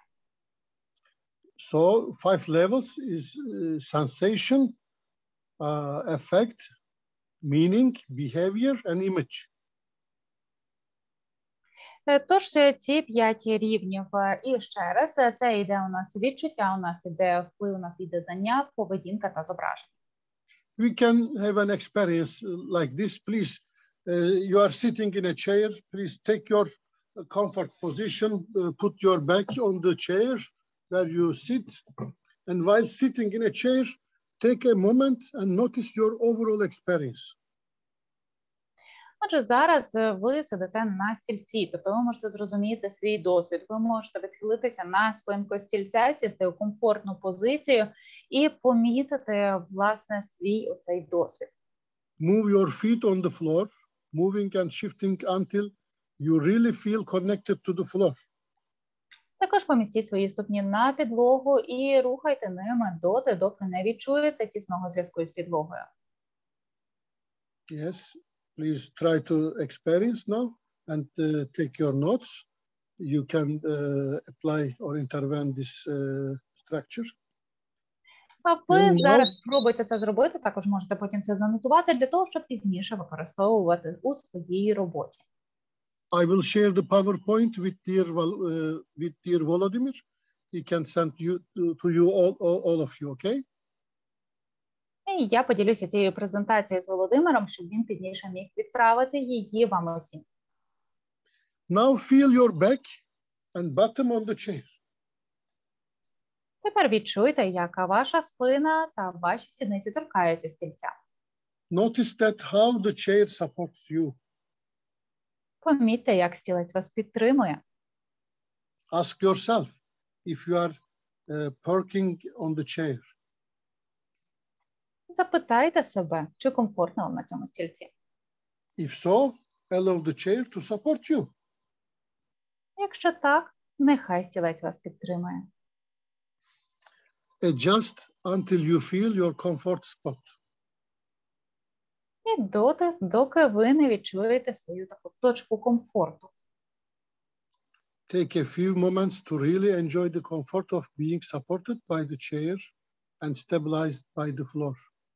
Декілька хвилин просто насолоджуйтеся цією стабільністю, цією стабілізацією, тією підтримкою, яку надає вам стілець, і відчуйте, як вас підтримує підлога. Look around and notice something that feels resourceful for you. Озирніться навколо і знайдіть щось, що для вас є ресурсним. For example, the tree right outside the window, a piece of art, or a painting, or a calming color, the floor, a light, shadow, etc. The floor, etc. Це може бути будь-що, це може бути дерево у вас за вікном, це може бути якийсь колір, це може бути підлога, це може бути світло, це може бути абсолютно будь-що, що вас підтримує. Savor the resourceful feelings. Основними є такі ресурсні відчуття. What do you notice now about your overall comfort, physically and emotionally? Що ви відчуваєте зараз у плані свого комфорту, фізично та емоційно? Anybody who would like to tell? Можливо, хтось хоче поділитись? Keywords? Буквально декілька слів. Just with words. Просто кілька слів. Добрий вечір, Ярослав. Фізично я відчуваю тонус, емоційно, мабуть, таке спокій, але пов'язаний із зависанням. Ну, якась медитаційне таке зависання. Good evening, Yaroslav. And physically, I feel my body in tonus, but emotionally, I feel calm, and it's some kind of like calmness from kind of meditation or something like that. Thank you, Yaroslav. Дякую, Ярослава. Я могу сказать. Можно? Я положила руку на свою кошку и рукой ощущаю, что она теплая, и как она дышит. Я погрузилась в ощущение кошки, и мне стало очень спокойно. Anna says that she put her hand on her cat and she can feel the warmth of the cat and the breathing of the cat. And she says that those feelings are really great because she is feeling really calm because she is like feeling her cat. Thank you. Дякую. Я теж хочу додати, що після з'єднання з тілом я змогла уперше побачити, в якому красивому місці я знаходжусь зараз. Тобто я уперше побачила цю картину, і вона дійсно ресурсна. Вона не була для мене ресурсна до цього часу. And Ivana says that she would like to share also her experience. And when she connected with her body, she says that she just realized in what kind of a nice place she is because she sees this picture like the first time because it was not resourceful for her before, but now it feels like a big resource. Thank you. Дякую. Okay. So, first, notice your... Yeah? Так, прошу. Так, я могла поділитись, бо такі дуже змішані відчуття. Коли було дуже комфортно, з'явився шум в голові. Таке враження, що в мене буде зараз боліти голова. Тому мені була така необхідність не просто сидіти, а спертись і взяти щось тепле.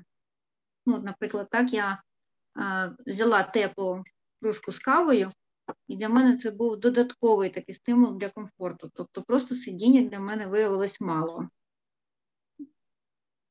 And Lesa says that she would like to share that she had a really mixed feelings because she had a noise in her head when she was just sitting doing nothing. So she felt the necessity to lean back on in her chair and to take something warm into her hands that was like a cup of coffee. And only afterwards she could like feel better because only just sitting and doing nothing was not that helpful for her, was not enough. Not enough, okay. Thank you. Okay, let's continue. First, notice your current physical comfort. Добре, дякую, що поділилися. Будемо продовжувати. Відчуйте, будь ласка, свій комфорт, фізичний комфорт. Notice your current physical comfort is very important. Дуже важливо помічати той фізичний комфорт, який зараз у вас є. You take the position of your comfort on your chair. You are sitting in your chair.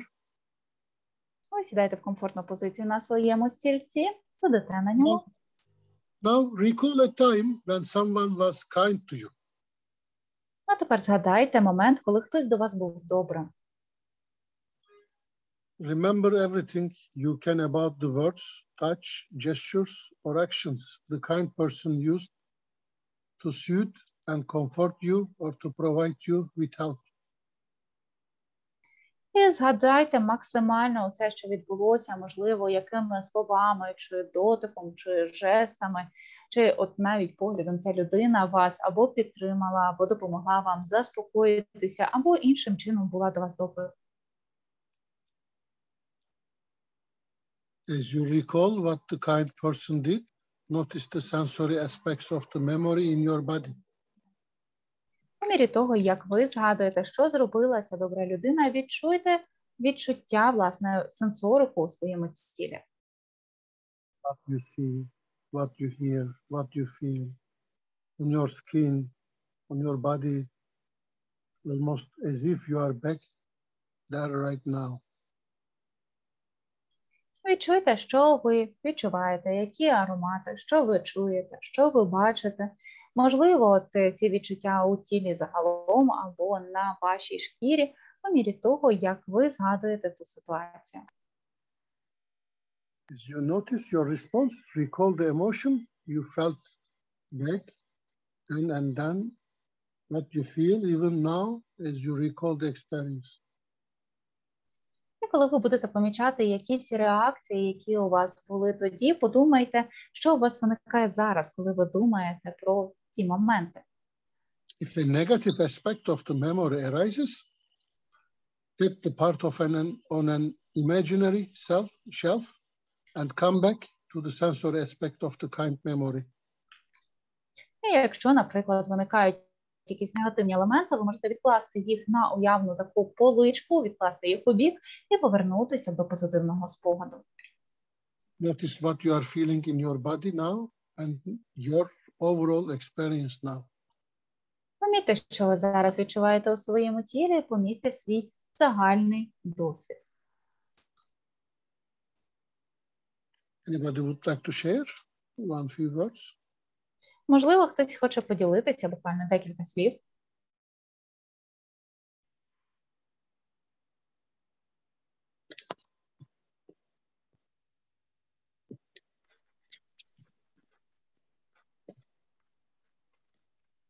Дозволити собі просто відкласти на поличку не вдалося.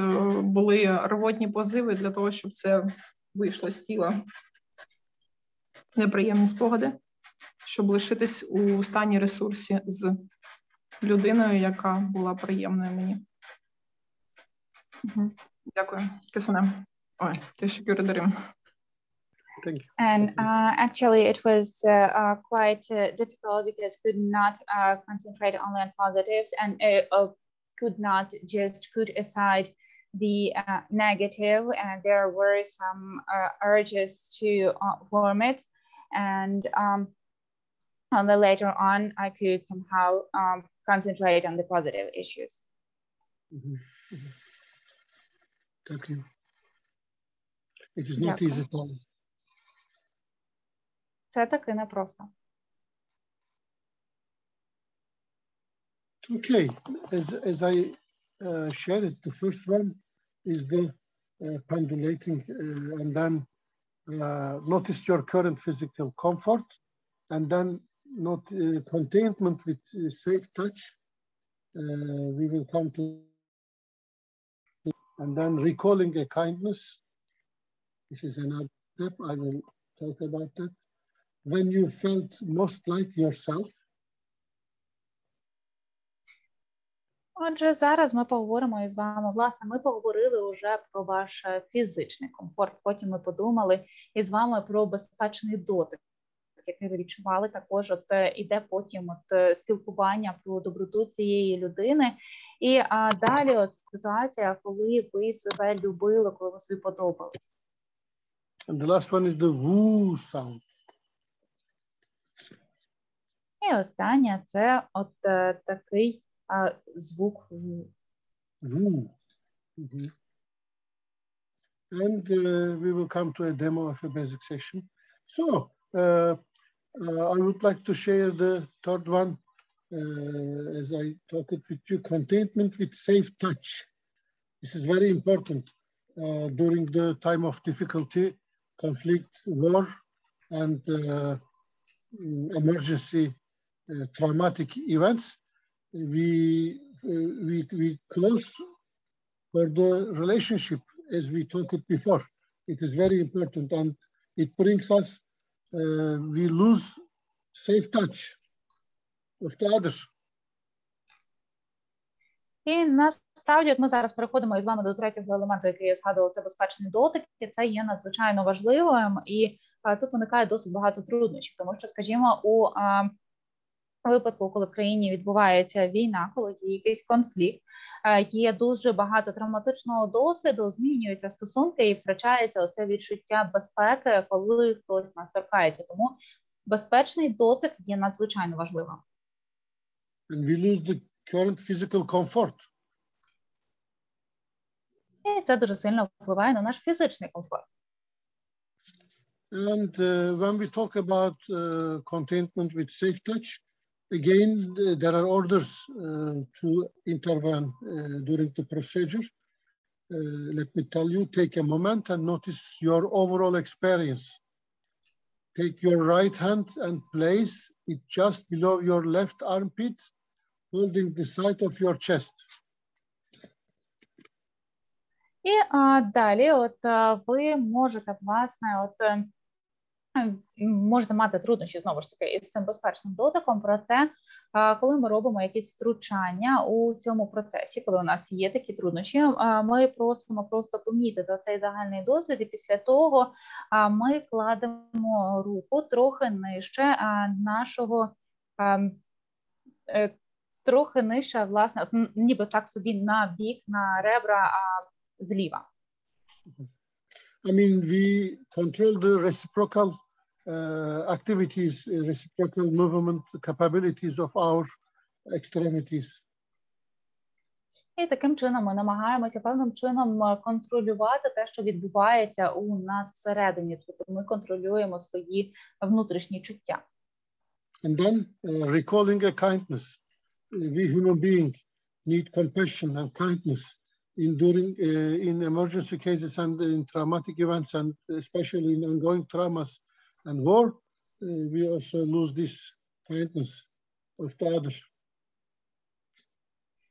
І далі ми згадуємо те добро і ті співчуття, які ми отримували від цієї доброї людини, тому що насправді у скрутні часи, коли є якісь, наприклад, там чи стихійні лиха, чи тим паче є травматизація від конфліктів або війни, то також ця доброта і це співчуття, воно, так би мовити, губиться. And also our memories are frozen or hyperactivated. І наші спогади, вони, так би мовити, заморожені та гіперактивовані. Depending on the fight, flight, fawn, or freeze position and decision of our own. І це вже залежить від нашої реакції, чи це бийся, чи це втікай, чи це замри. Власне, що відбувається із цими спогадами.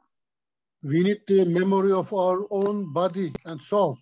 We have to remember when you felt most like yourself.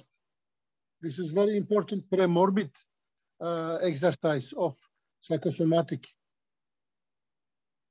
І далі ми переходимо до того, що ми намагаємося згадати, коли у нас був такий спогад у нашому тілі, у нашій душі, коли ми собі подобалися. І це також є надзвичайно важливим елементом. And let's come to the end of this. The Wu sound is powerful technique that can bring significant settings. However, it can be stimulating for some people, so give it a try for the first time when you are feeling safe and calm, because this technique requires you to make a vocalization. You may want to be by yourself when you use it. Think that bathroom, or stepping outside, or in a safe place.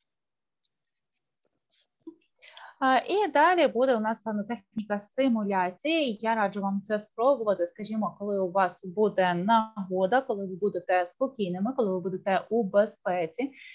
Ця вправа передбачає певну вокалізацію. Саме тому для цього гарно підійде таке приміщення, як, наприклад, спальня. Вам потрібно буде бути на самоті, або ж, можливо, ви десь можете вийти, чи у вас є якесь інше безпечне місце.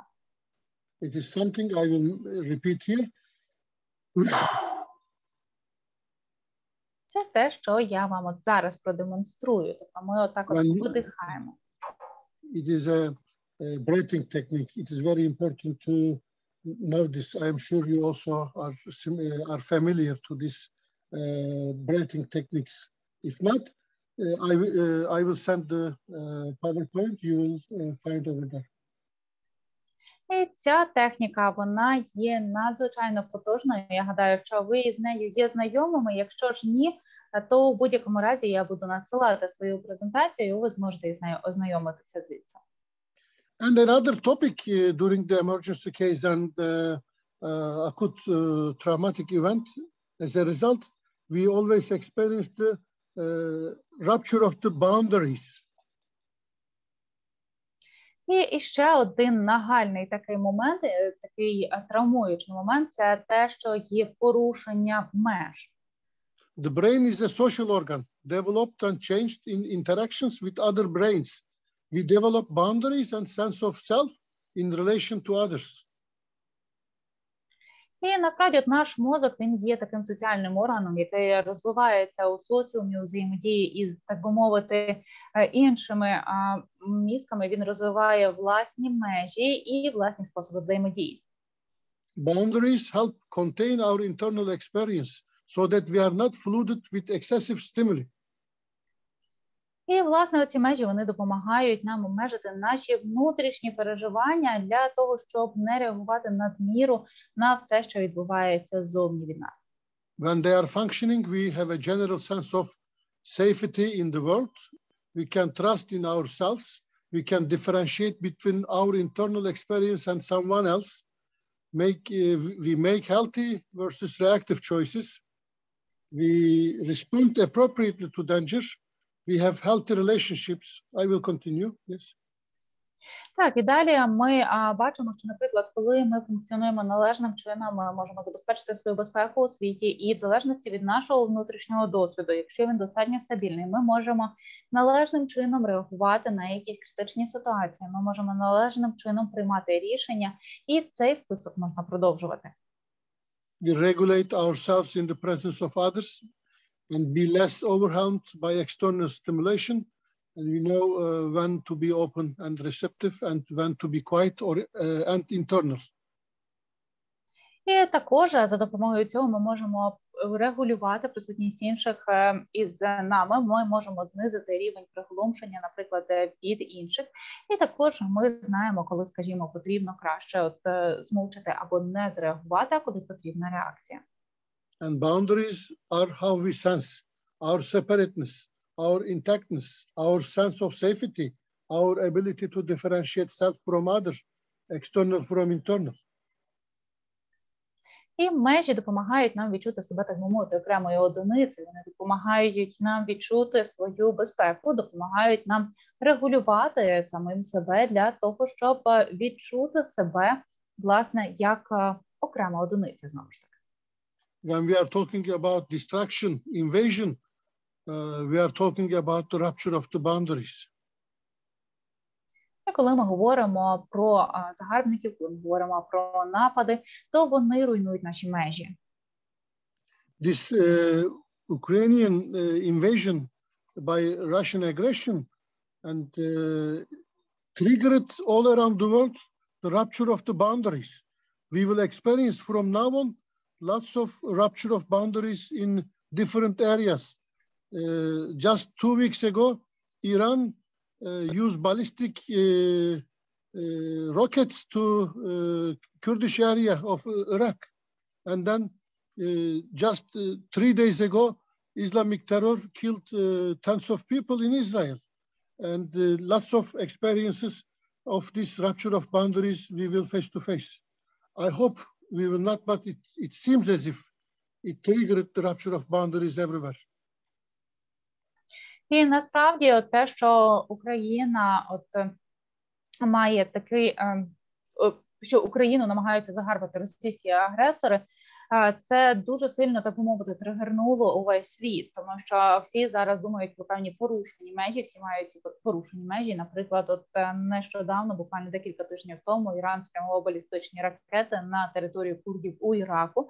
Також, наприклад, терористи, вони здійснили певні акції у Ізраїлі, тобто теж був напад. Здається, що те, що відбувається в Україні, зараз стало таким тригером для міжнародної спільноти в плані порушення меж. In collective level, in personal level, in individual level, in social level, we will, I think, boundaries more than the past.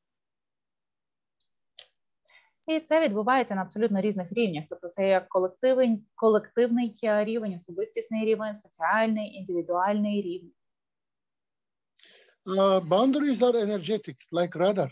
We automatically react physically and emotionally when unfamiliar or scary people get too close or when safe people approach too fast. They are flexible and changeable. We want safe people near us and dangerous people far away. І насправді наші межі, вони є як таким радаром, який реагує фізично, реагує емоційно, скажімо, коли до нас підходить людина, яка нам або неприємна, або нам незнайома, то ми це розглядаємо як якусь певну загрозу, або ж ми зовсім по-іншому реагуємо, коли до нас наближається людина, власне, яка є нам близькою. Тож ці межі, вони дуже швидко змінюються і дуже швидко пристосовуються до тієї ситуації, в якій людина наразі знаходиться. As a mental health worker or workers, we will repair this rupture of boundaries together in psychological level, in our sessions, in our groups, starting with regulating our body and our souls. І ми, як працівники психічної галузі, намагаємося допомагати відбудовувати ці межі на індивідуальних сесіях або на групових заняттях для того, щоб регулювати співвідносини між тілом та духом. We had a belief system that the world is safe, but it is ruptured and it is amputated by the violence and by the aggression and distraction reality. І насправді от в наших системах переконань зазвичай світ – це таке безпечне місце, але це може зазнати зміни через вплив жорстокості та зовнішньої агресії, які порушують наші межі і таким чином можуть спотворити це наше бачення. It stopped our continuity. It amputated our continuity. Також йдеться про наше існування, тривале існування. And ruptures affect our connection to others, to the world, affects accurate judgment. І, власне, це також впливає на наш зв'язок із іншими і можливість прийняття рішень. Most traumatic events involve a boundary rupture of some kind, sexual, physical, emotional, energetic, spiritual, informational, too much, too soon, too fast. І, власне, ця травматизація, вона може відбуватися на абсолютно різних рівнях. Це може бути рівень фізичний, особистісний, духовний, інформаційний та багато-багато інших. І це щось, що надходить занадто швидко або занадто сильно на нас впливає. And activated people do not have the same kind of radar as non-traumatized people. They don't pay attention to the signals of danger. The sensations don't register. Dissociation is as common as is rationalization and overriding one's deeper knowing. Often treatment focuses on helping client identify deeper truths. І насправді, коли людина, вона знаходиться в такому стані активації, на відміну від людини, яка здоровим чином реагує на всі ці чинники, людина, яка є активованою, вона вже не реагує, у неї ці межі не є настільки гнучкими, і вона не може їх настільки адаптувати, тому що вона не відчуває, що ці межі відновилися. Тобто теж їх постійно порушують, і досить поширеною серед таких людей може бути дисоціація. Тому, коли ви працюєте із своїми клієнтами, намагайтеся глибше із ними звертатися до цих питань, і глибше розуміти, власне, чи їхні межі відновилися, чи, можливо, вам ще потрібно над ними попрацювати. We are wounded by the reality depending on our personal boundary spectrum. If we are too rigid, if we have too rigid boundary spectrum, if we have a too rigid boundary spectrum, then aggressive, rigid, uptight, inflexible, stubborn, pushy, controlling, bossy, mean, manipulative, guarded, high maintenance, and selfish. It is the speciality of our too rigid boundary spectrum. Так, якщо людина, вона є поранена такою реальністю, то вона на цьому спектрі все буде розглядати, як би мовити, в одному кольорі. І така людина, вона може бути дуже, там, наприклад, прямолінійною, вона може однаково реагувати на агресію, скажімо, вона буде абсолютно не гнучкою, не конструктивною, це може бути от якась... Це також, що може порушувати, це там маніпуляції, егоїзм і дуже-дуже багато інших моментів. If we are balanced, passive or assertive, two different infrastructures. Якщо ж ви є збалансованими і ви переконливі із іншими. We can be balanced but passive, spineless, naive, not willing to step out of comfort zone, weak, doormat, pushover, victim, shy, timid, wishy-washy, too nice, codependent, selfless, or boundary spectrum. І тут уже, наприклад, на спектрі наших кордонів, якщо ми збалансовані, але пасивні, таке також буває, то тут уже, знову ж таки, ми можемо говорити про певну наївність, ми говоримо про небажання виходити із зони власного комфорту, говоримо про сором'язливість, говоримо про співзалежність і також дуже багато різних аспектів.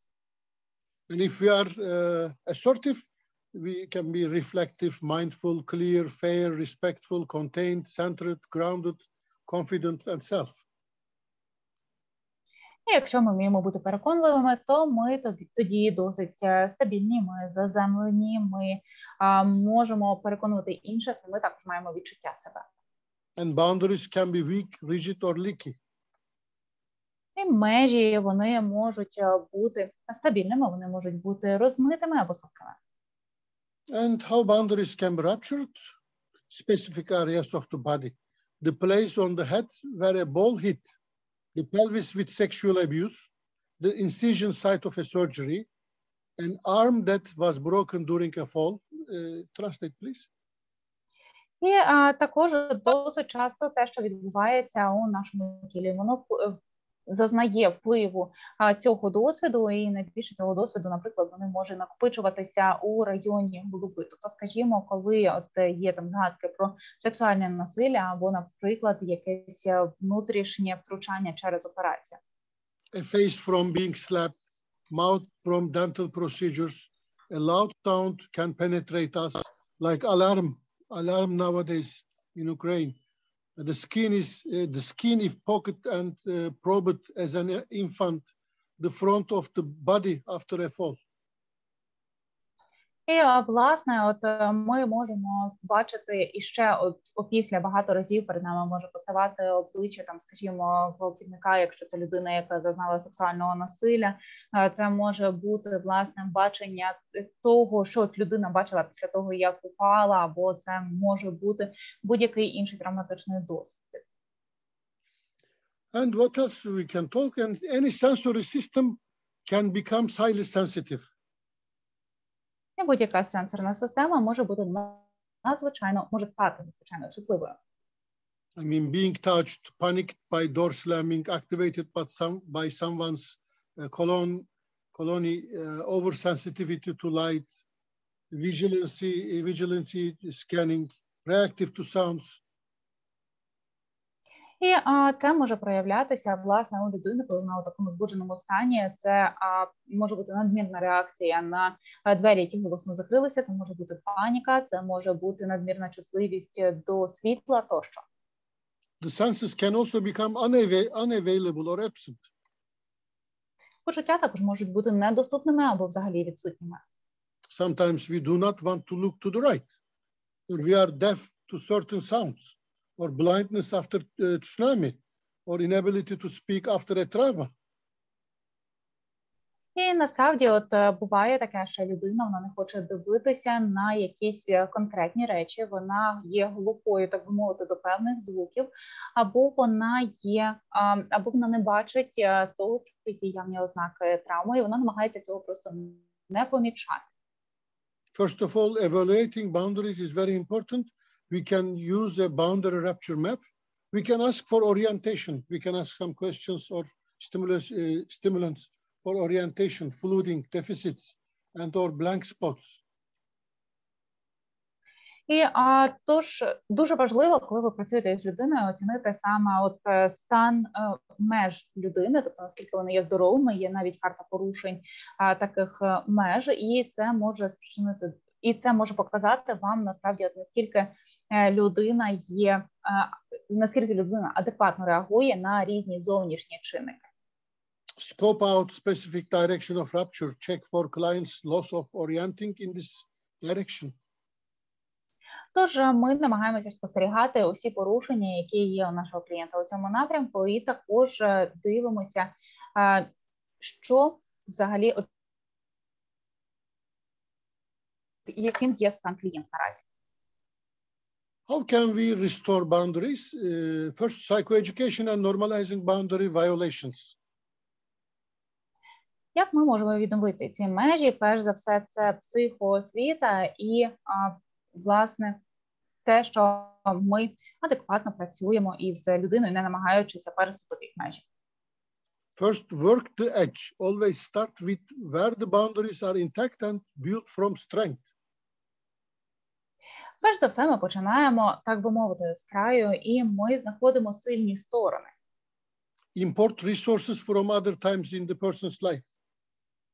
Ми беремо ресурси із інших частин життя, які трапилися, можливо, раніше. And use imagery to create an imagined experience. Ми використовуємо уяву для того, щоб створити уявний досвід. Be mindful of you not sitting in client's danger zone or in a direction that doesn't work for them.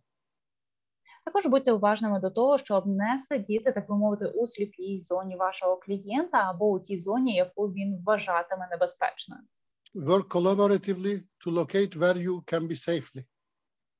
Співпрацюйте для того, щоб знайти місце, де ви можете розташуватися безпечно. And what to practice between now and next time? What you can do with just about anyone. І, власне, також, що ви можете робити до наступного часу, тобто, що можна практикувати буквально з усіма. Continue to watch client's body, tracking for moments of activation and settling.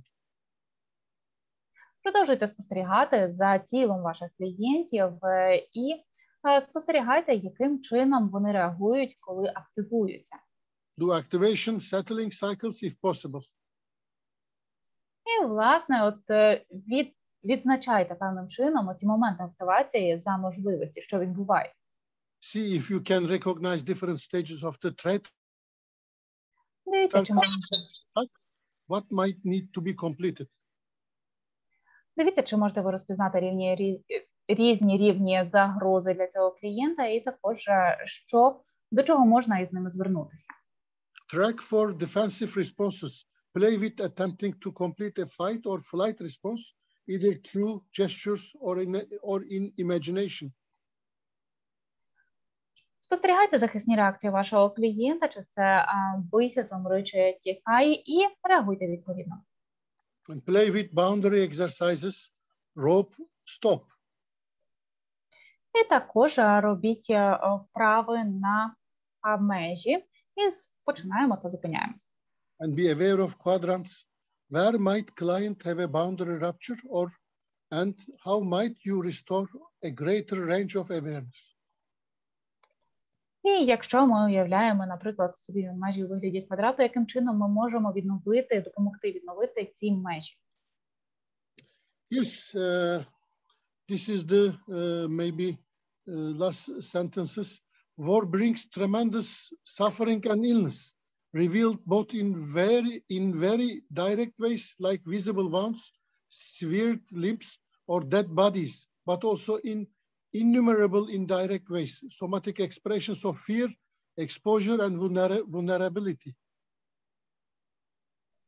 І гадаю, що останнє речення на сьогодні буде те, що війна приносить дуже багато страждань на різних рівнях. На якомусь рівні це люди, які постраждали напряму від цього, це люди, які були покалічені війною, це мертві тіла. І також війна може непрямо впливати на соматичному рівні, коли люди відчувають страх, непевність. Because war and political conflict are often directed toward a group, the violence is collectively experienced, yet also uniquely and individually manifest. І так як війна, вона спрямована на політичному рівні, тобто вона спрямована на групу людей, так само група людей, вона підлягає оцій жорстокості, вона відчуває оцю жорстокість, і люди у спільноті та індивідуально відчувають цей вплив. Individual bodies can become idioms through which expressions of deeply personal and social trauma or war trauma become manifest. І, власне, індивіди, вони можуть відчувати оцей вплив травми більше у соціумі спершу, і лише після того, як уже, наприклад, пройде певний час, вони можуть відчувати це у своєму тілі індивідуально. In these formulations, the individual body is not something that is merely subject to violence. Rather, it articulates with violence as a site of transformative action. І насправді, наприклад, індивідуальний тіло кожної окремої людини, воно могло не зазнати жорстокості, проте проявляти ознаки травми цієї саме колективної. Trauma. They are a place where identity and meaning can be actively reconfigured into socially and personally acceptable ways for understanding, coping, and creatively managing trauma.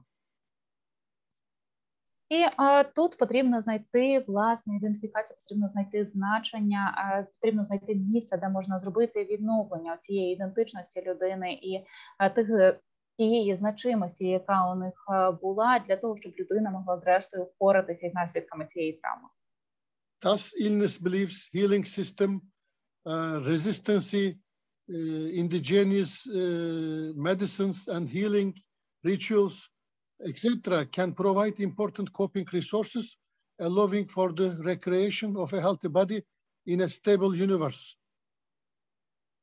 І насправді, що може людині допомогти, це її система зцілення, це різні системи в організмі людини, це також медичні певні втручання, певні ритуали. Це все є ресурсами для того, щоб допомогти людині відтворити свою систему і почати знову нормально функціонувати. Thank you. This is the end of my presentation, but there are lots of things to talk.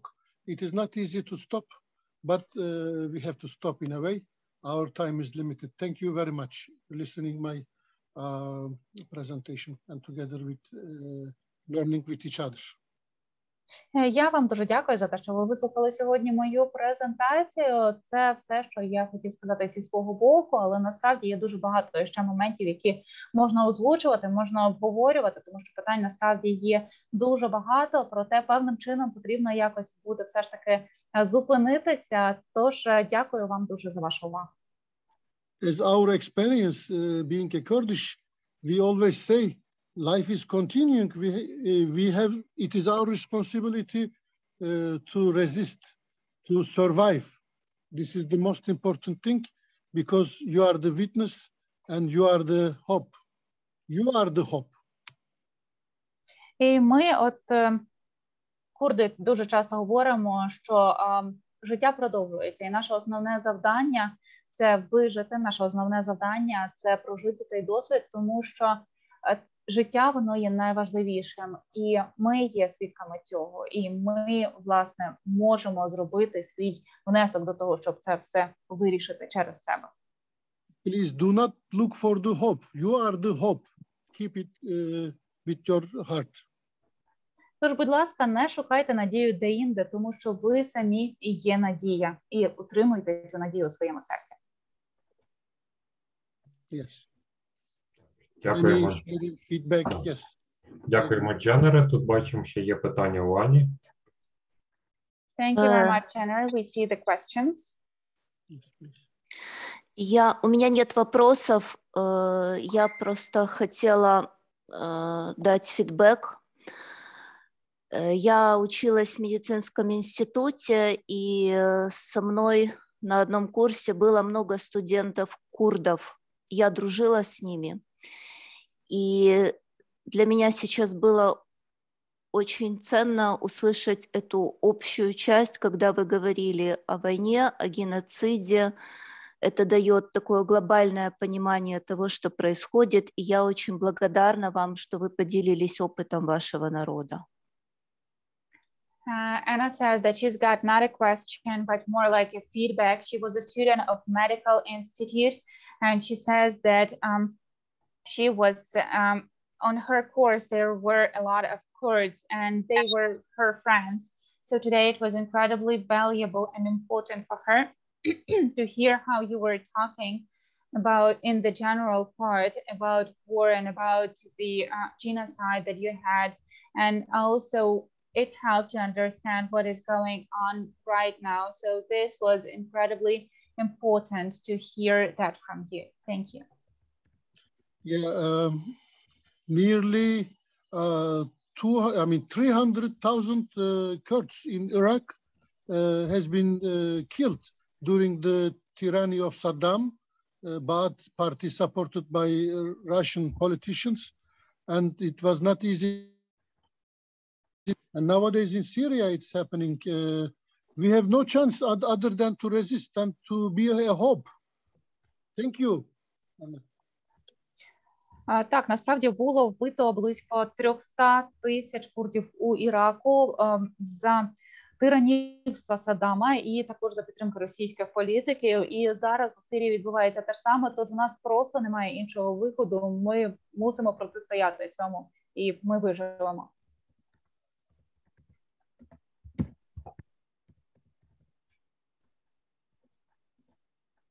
And pardon, in second generation, there is a severe mental health disorders of Kurdish people. In first generation of the war, there is mostly mood disorders, not so sharp, but in the second generation we observe mainly severe, less, but mental health disorders like psychosis and others. І також хочу зазначити, що, наприклад, от уже у другому поколінні ця травма, вона проявляється у сильних психічних розладах, тобто у складних розладах. У першому поколінні, наприклад, це були розлади настрою, а зараз це більш складні розлади, такі як, наприклад, психоз.